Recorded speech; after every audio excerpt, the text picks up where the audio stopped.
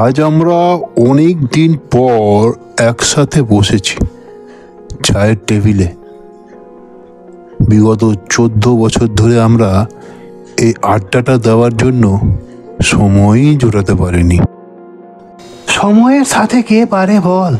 14 বছর সময় আমাদের আলাদা করে রেখেছিল, কিন্তু খুশির বিষয় এই হলো যে আমরা আবার একসাথে আড্ডা দিতে পেরেছি। হ্যাঁ, এটা তুই একদম ঠিক বলেছিস। খুশিরই বিষয় বটে, আর আমিও খুব খুশি আবার একসাথে আড্ডায় বসতে পেরে। তবে অভয়, তুই কি খুশি না? তোর সেই প্রাণোজ্জ্বল মুখটা আজ কেমন ভাবলেস দেখাচ্ছে। সেই তো, তোকে আসা থেকেই কেমন যেন মনে হচ্ছে তোর মধ্যে আর সেই পুরনো অভয়কে অনুভব করতে পারছি না। তুই কি কোনো বিষয়ে চিন্তিত? না, সেরকম কিছু না। আমিও যথেষ্টই খুশি এখানে এসে। কতদিন পর একসাথে আবার হতে পেরেছি, খুশি হব না? খুশি খুশি হওয়া মানুষের চেহারা এরকম হয় বুঝি? কি ব্যাপার বলতো? তুই নিশ্চয়ই কোনো বিষয় নিয়ে খুব টেনশন করছিস। সবটা খুলে বল। আরে ছাড় না, ও কিছু না। তাছাড়াও তোদের বললেও বিশ্বাস করবি না, বিশ্বাস করার মতনও না। অবিশ্বাস্য, অথচ বাস্তবে আমাদের সাথে ঘটছে। এবার আসলে আসল কথায়। আরে একবার তো বলে দেখ, বিশ্বাস করি কি না করি। কি বলিস, বলবি? দেখ অভয়, ন্যাকামি ছাড়, আর কি হয়েছে সব খুলে বল, বুঝলি? আসলে আমি 6 মাস আগে আমাদের ওই পলাশপুরে একটি বাড়ি কিনেছিলাম। বাড়িটি বাজার চলতি দর থেকে বেশ অনেকটাই কম দামে পেয়েছিলাম। অথচ বাড়িটি বেশ বড় সড়ই। 10 কাঠা জায়গা, যার অর্ধেকে বাড়িটি করা আছে আর বাকি অর্ধেক সামনের দিকে ফাঁকা রয়েছে, এবং পুরো জায়গাটি প্রাচীর দিয়ে ঘেরা। বাড়িটি বেশ সুন্দর, প্রথম দেখাতেই পছন্দ হয়ে গিয়েছিল। তবু এত ভালো বাড়ি এত কম দামে কেন কেউ বিক্রি করছে, এই প্রশ্ন করাই ব্রোকার বলেছিল সে কিছু জানে না। আর বাড়িটি আমার থেকেও বেশি নন্দিনীর পছন্দ হয়েছিল। নন্দিনী আমার স্ত্রী, আর আমাদের একটি মেয়েও আছে, নিধি। তো নন্দিনীর বাবার বাড়িটিও এরকমই ছিল, তাই তার এই বাড়িটি একটু বেশি পছন্দ হয়ে যায়। আর আমিও কোনো দ্বিধা না করে বাড়িটি কিনে ফেলি। তারপর ভাড়া বাড়ি থেকে সেখানেই শিফট হয়ে যায়। প্রথম 5-7 দিন কিছুই ঘটেনি, বেশ আনন্দেই ছিলাম আমরা। কিন্তু তারপর থেকে শুরু হয় সব কিছু। প্রথম দিন যে ঘটনাটি ঘটে সেটা লক্ষ্য করেছিল নন্দিনী। নন্দিনী সেদিন রান্নাঘরে রান্না করছিল। সে সময় সে একটি ধপধপ শব্দ শুনতে পায়, যেন কেউ বল নিয়ে খেলছে। নন্দিনী নিধিকে আওয়াজ দেয়, নিধি, কি করছিস? বল নিয়ে খেলছি মা। আচ্ছা ঠিক আছে, খেল, কিন্তু কিছু ভাঙিস না। কিছুক্ষণ পরই নন্দিনী নিধির কথা শুনতে পায়। নিধি যেন কারো উপর বিরক্ত হয়ে বলছে, আরে আস্তে করে বলটা ছোড়ো, এত জোরে ছুড়লে ধরতে পারবো না তো। তখন বল লেগে কোনো জিনিস ভেঙে গেলে মা আমাকে বকাবকি করবে। এই কথা শুনে নন্দিনী ভাবে নিধি কার সঙ্গে কথা বলছে। নন্দিনী তখন রান্নাঘর থেকে বেরিয়ে এসেই নিধিকে দেখে সে একা, তার সাথে তো কেউ নেই। নন্দিনী কিছু বলতে যাবে, এমন সময় নিধি তার বলটা অপর দিকে ছুঁড়ে দেয়। আর আশ্চর্যের ব্যাপার এই যে বলটা অপর পক্ষে কেউ যেন হাওয়াতেই ধরে নিয়ে আবার ছুঁড়ে দিল। এই দৃশ্য দেখে নন্দিনী ভয়ে দৌড়ে নিধিকে নিয়ে রান্নাঘরে ঢুকে যায়। আর যখন তারা রান্নাঘরে দাঁড়িয়েছিল, সেই সময় বলটা হাওয়ায় ভেসে এসে রান্নাঘরের দরজার সামনে বাউন্স করতে করতে থেমে যায়। কেউ যেন সেখানে বলটি ফেলে চলে গেল। আমি সেদিন যখন দুপুরের খাবার খাওয়ার জন্য বাড়ি ফিরে আসি, দেখি নিধি আর নন্দিনী রান্নাঘরে জড়সড় হয়ে বসে আছে। আমি বুঝতে পারি যে তারা খুব ভয় পেয়ে আছে। তাদেরকে জিজ্ঞেস করাই নন্দিনী সব খুলে বলে বিষয়টা। তাই আমি আর কথা না বাড়িয়ে নিধিকে জিজ্ঞেস করি, তুই কার সাথে খেলছিলিস? রিপনের সাথে। রিপন? কে সে? সে আমার নতুন বন্ধু, এই বাড়িতেই থাকে। এই বাড়িটা নাকি তাদের। তাদের মানে? আর কে কে থাকে রিপনের সাথে? তার মা। আর এমন সময় মনে হলো কেউ যেন রান্নাঘরের দরজার সামনে দিয়ে চলে গেল। আমি সাথে সাথে রান্নাঘর থেকে বেরিয়ে এসে কিছুই দেখতে পেলাম না। কিছুক্ষণ এদিক ওদিক তাকিয়ে কিছু না দেখতে পেয়ে আমিও এবার ভয় পেয়ে যাই। কিন্তু আমি ভয় পেয়েছি সেটা দেখলে নন্দিনী আরও ভয় পেয়ে যাবে।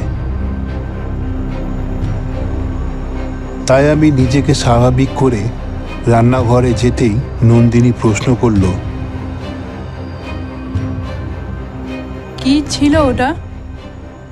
হাওয়া হবে হয়তো। হাওয়া আজকাল দেখা যায় নাকি? কালো ছায়ার মতো ছিল ওটা।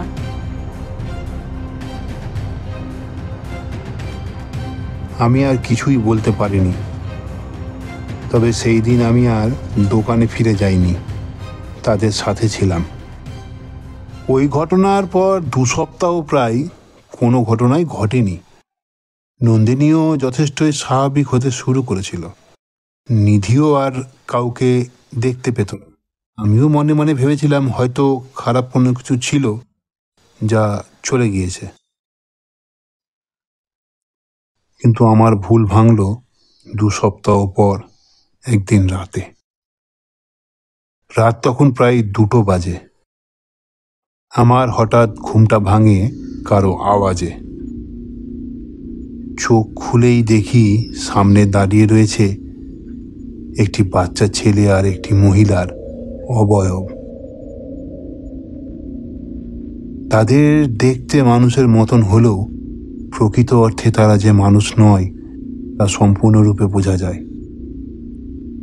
আমি ভয় পেয়ে চমকে উঠি।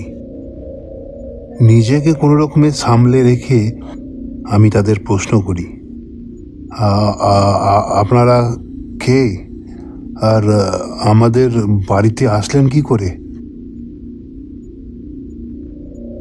না, এটা আমাদের বাড়ি, তোমরা এখান থেকে চলে যাও।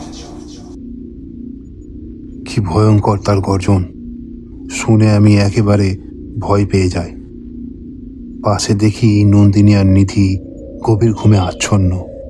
তাদের ডাকবো কিনা সেই নিয়েই ভাবতে থাকি। না, তাদের ডাকা ঠিক হবে না, আমাকেই সামলাতে হবে বিষয়টা। তারপর ঘুরে দেখতেই দেখি কেউ নেই। বাকি রাতটা আমি জেগেই কাটিয়ে দিই। পরের দিন আমি নন্দিনীকে কিছু না জানিয়েই একজন তান্ত্রিককে বাড়ি নিয়ে আসি। তান্ত্রিকটির সাথে আমার অনেক আগে থেকেই পরিচিতি ছিল। আমার এক বন্ধু তার সঙ্গে আমাকে পরিচয় করিয়েছিল। তো সেই তান্ত্রিক বাড়িতে আসার সাথে সাথেই সে কিছু অনুভব করে ফেলে এবং বলে, আজ রাতে আমি তোমাদের বাড়িতে যজ্ঞ করব গৃহ শান্তির জন্য। তোমাকে কিছু জিনিস জোগাড় করে দিতে হবে। আমি তান্ত্রিকের প্রয়োজন মতো সব জিনিস জোগাড় করে নিয়ে আসি। সেই রাতেই 12টা নাগাদ তান্ত্রিক পুজো আরম্ভ করে এবং কয়েক ঘন্টা ধরে যজ্ঞ করতে থাকে। এই সময় যেন বাড়িতে উত্থাল পাথাল শুরু হয়ে যায়। বেশ কিছুক্ষণ এইভাবেই চলতে থাকার পর সব কিছু শান্ত হয়ে যায়।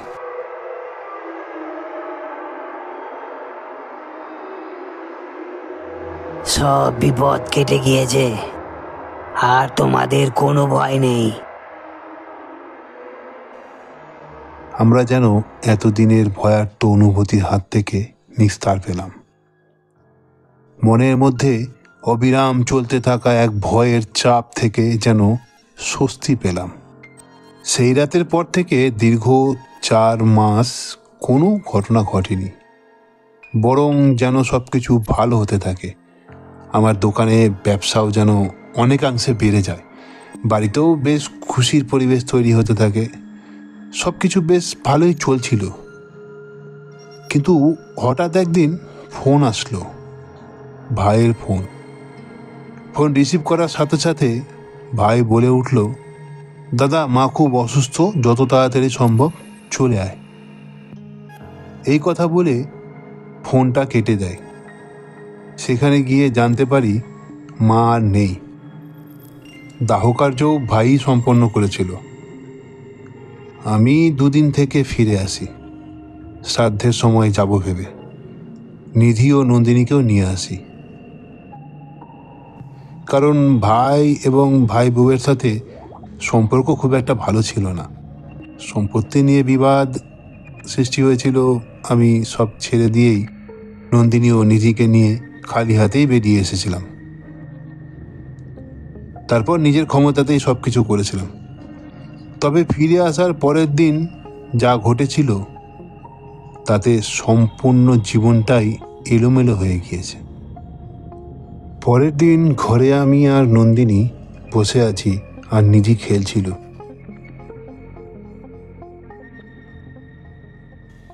আর এমন সময় হঠাৎ নিধি বসে থাকা অবস্থাতেই হাওয়ায় ভেসে উঠতে শুরু করলো, আর সাথে সাথেই ভয়ঙ্কর এক প্রতিধ্বনি। মা, মা, মা। কি ভেবেছিলিস আমাদের বাড়ি থেকে তাড়িয়ে দিয়েছিস? তোদেরকে বলেছিলাম না এখান থেকে চলে যেতে? আমার কথা না শুনে তান্ত্রিক ডেকে আমাদেরকে তাড়ানোর চেষ্টা করেছিলিস। এবার দেখ কি হয়।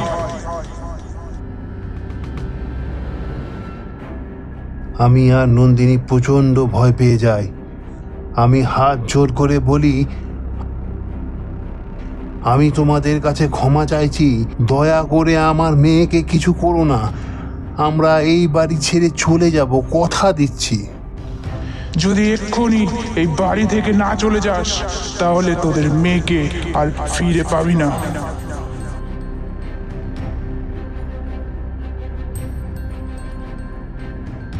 এই বলে সে নিধিকে ছেড়ে দেয়। নিধি মাটিতে এসে পড়ে। আমি দৌড়ে তাকে কোলে তুলে নিই, আর নন্দিনীকে বলি, হাতের কাছে যা পাচ্ছ নিয়ে এক্ষুনি চলো এখান থেকে। আমরা সেই বাড়িটি সেই মুহূর্তেই ছেড়ে বেরিয়ে যাই। এখন আপাতত ভাড়া বাড়িতেই আমাদের বসবাস। নিজের বাড়ি থাকতেও ভাড়া বাড়িতে থাকতে হচ্ছে। বড়ই ভয়ঙ্কর ব্যাপার তোরে। তোরা তো মৃত্যুর মুখ থেকে ফিরে এসেছিস। তোদের কারো কোনো ক্ষতি হয়নি তো? তুই চিন্তা করিস না, এবার আমি দেখছি। আমার কাছে একটি উপায় আছে।